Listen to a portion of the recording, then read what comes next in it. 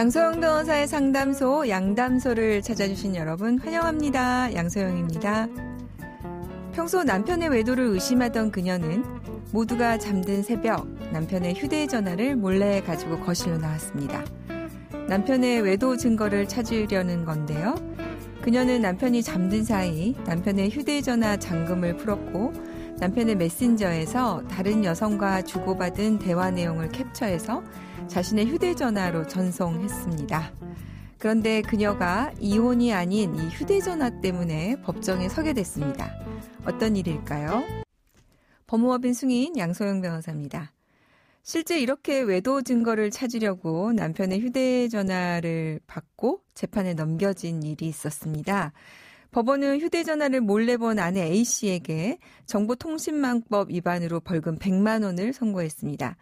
재판에서 A씨 측 변호인은 A씨의 행동이 위법성 조각 사유에 인정된다고 주장을 했죠. A씨의 행동은 외도를 한 남편의 잘못을 시인하게 만들어서 가정의 행복을 지키기 위함이었다고 주장을 했습니다. 그런데 법원은 A씨의 행위를 위법성 조각 사유로 받아들이지는 않았습니다. 참작은 할 수 있고 이해는 되지만요. 수사기관만이 범죄 수사 등 필요한 경우에 한해서 전자정보를 수집할 수 있다는 게 이유였습니다. 만약 잠금이 풀려 있었다고 해도 A씨는 정보통신망법 위반으로 처벌받을 수 있습니다. 다만 이때에는 정보통신망법 중에서 비밀 등의 보호 위반에 해당납니다.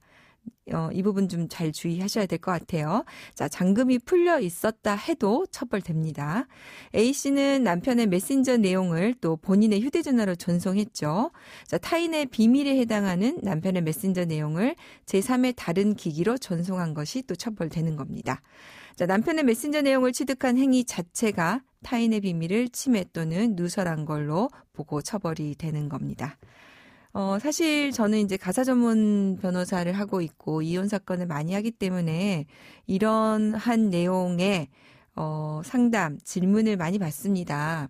이렇게 하고 싶은데 괜찮을까요? 처벌된다고 하더라도 이렇게 좀 하고 싶습니다. 라고 많이들 물어보시면 어쨌든 이와 관련해서 처벌된다는 걸 알려드리고 변호사는 어쨌든 알려드려야 될 의무가 있으니까요.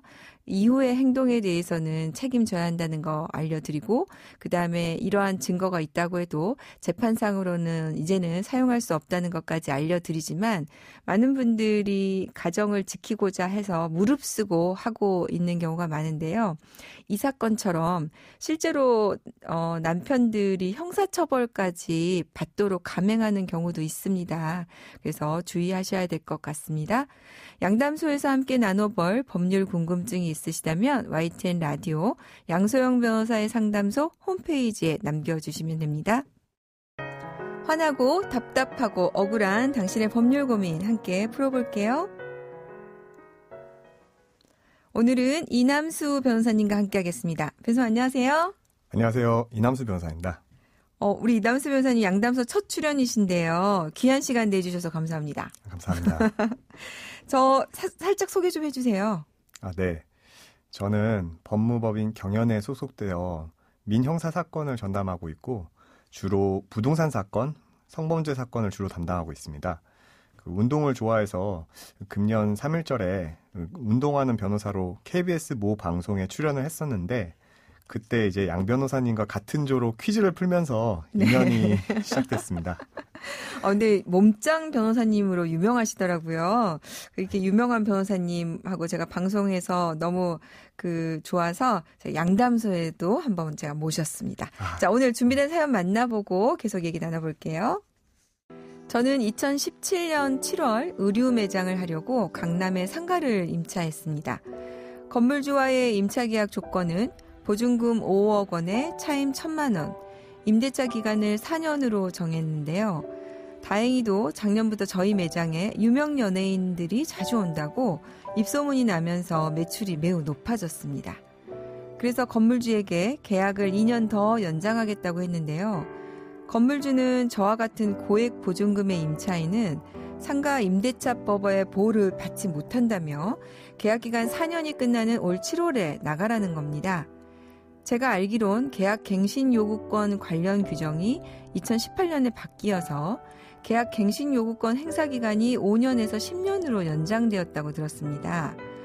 그럼 2017년에 계약을 한 저는 계약을 갱신할 수 없는 건가요? 네, 코로나19 사태 이후에 사실은 그 장사도 좀 잘 안 되고 가뜩이나 좀 어려운 상황이어서 사실 상가 임대차 관련해서 궁금하신 분들이 많을 것 같은데 오늘 사연 관련해서 많은 분들이 관심 있으실 것 같습니다. 우리 이남수 변호사님 잘 좀 상담 부탁드릴게요. 네. 네. 자, 장사가 잘 돼서 계약을 연장하려고 했더니 건물주가 나가라 이렇게 나온 상황인데요. 고액보증금을 내는 임차인은 상가 임대차 보호법의 보호를 받을 수 없다. 이렇게 건물주가 얘기하는데 맞습니까? 반은 맞고 반은 틀립니다. 상가 임대차 보호법은 영세한 상인을 보호하자는 취지로 제정되었기 때문에 일정한 보증금액을 초과하는 임대차에 대해서는 상가 임대차 보호법 적용을 제외하여 왔습니다. 네. 그런데 일정 보증금액을 초과하는 계약을 맺은 상가 임차인에 대해서는 그 위 법의 보호를 전혀 받지 못하는 것이 부당하다는 비판이 있었고요. 네. 그래서 상가 임대차 보호법 시행령 개정을 통해서 보호 대상으로 하는 보증 금액을 계속하여 상향하여 왔고 상가 임대차 보호법 개정을 통해서 상가 임차인의 일정한 권리에 대해서는 보증금의 액수와 관계없이 보호하는 방식으로 보호 범위도 점차 확대를 해왔습니다. 네. 그러면은 지금 현재는 보증금 얼마까지 지금 상가 임대차 보호법으로 보호가 되고 있습니까? 2019년 4월 2일에 상가 임대차법 시행령이 개정되었고요. 현재는 보증금액이 서울시의 경우에는 9억 원, 부산시의 경우에는 6억 9천만 원을 초과하는 경우에는 상가 임대차법이 적용되지 않습니다. 네. 그러면 이제 서울시 같은 경우에는 보증금액이 9억이라고 했는데 이거는 이제 보증금하고 월 차임을 합한 금액입니까? 네. 보증금액은 월 차임의 100을 곱한 금액과 보증금을 합하는 방법으로 환산을 합니다. 이를 환산 보증금이라고 합니다. 네. 그러면 이제 사연 보내주신 분의 이제 사례를 적용해 보면요. 보증금 5억의 차임이 1,000만 원입니다. 이 경우는 그럼 어떻게 계산이 될까요? 네, 이분의 경우에는 월 차임 1,000만 원에 100을 곱한 금액인 10억 원과 보증금 5억 원을 합한 금액인 15억 원이 환산 보증금이 되고 상가 임대차 보호법의 전부 적용을 받지 못하게 됩니다. 네. 예를 들면 임차권 등기 명령, 차임 증간 청구권 등 상임법에 규정된 일부 권리에 대해서는 법의 보호를 받을 수 없습니다. 그러면은 보호를 받는 부분은 어떤 부분은 보호를 받을 수 있나요? 네. 상가 임대차 보호법은 계약 갱신 요구권, 대항력, 권리금에 관한 권리에 대해서는 보증금 액수와 관계없이 모든 상가 임차인에게 적용이 되기 때문에 이분도 계약 갱신 요구권을 행사할 수 있습니다. 네. 그러니까 지금 건물주의 말에 대해서는 그러면은 계약 연장이 지금 가능한 건가요? 건물주는 불가능하다고 했는데. 네.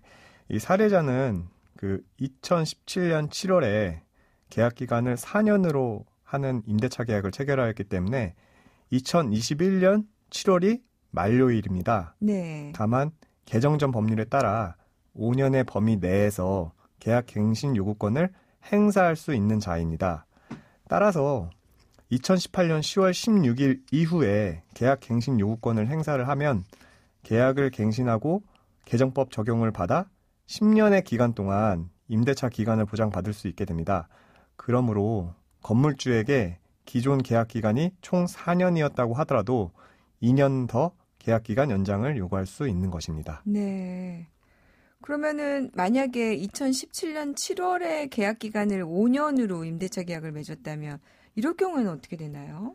만약에 5년으로 임대차 계약을 체결하였다고 한다면 5년의 범위 내에서 더 이상 계약 갱신 요구권을 행사할 수 없는 분이기 때문에 개정법의 적용을 받을 수가 없고 10년의 기간 동안 보호를 받을 수 없을 것입니다. 정리를 하면 2018년 10월 16일 이전에 임대차 계약을 체결한 임차인이라고 하더라도 2018년 10월 16일 이후에 재계약을 하거나 계약이 갱신되면 이러한 임차인들은 개정된 법이 적용되어 10년의 임대차 기간을 보장받게 되는 것입니다. 네. 그러면 이제 정리를 하면 우리 사례자분은 이제 그러면 앞으로 건물주에게 어떻게 대응을 하시면 될까요? 네. 상가 임대차 보호법에 계약 갱신 요구권 조항을 첨부를 해서 네. 내용 증명을 보내는 방식으로 네. 계약 갱신 요구권을 행사할 수 있고요. 네. 네, 그래서 2년에 계약을 갱신하겠다는 내용을 담은 내용 증명을 임대인에게 보내면 됩니다. 네, 그렇게 해서 다시 임대차를 갱신하셔서 진행을 하시면 좋을 것 같군요. 네, 변호사님 도움 말씀이 도움이 되셨으면 좋겠고요. 자, 마지막으로 코로나 시대 어렵고 어려운 정말 환경을 딛고 큰맘 먹고 가게 차리는 분들이 계십니다. 상가 계약할 때 어떤 점을 주의해야 될까요?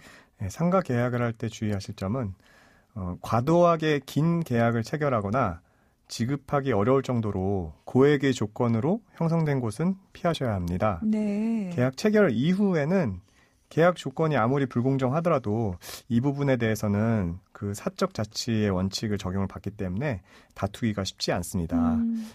제 고객 중에서도 그 임대차 초기에는 낮은 차임으로 계약 조건이 되어 있었는데 이제 뒤로 갈수록 고액의 조건으로 체결이 되어서 이제 이 부분에 대해서 이제 다투려고 상담을 하러 오셨어요. 하지만 이분도 결국에는 그런 부분이 계약 조건의 불공정한 내용을 다투기 어려웠기 때문에 결국에는 임대인과 협의를 통해서 불리한 조건으로 해지할 수밖에 없었습니다.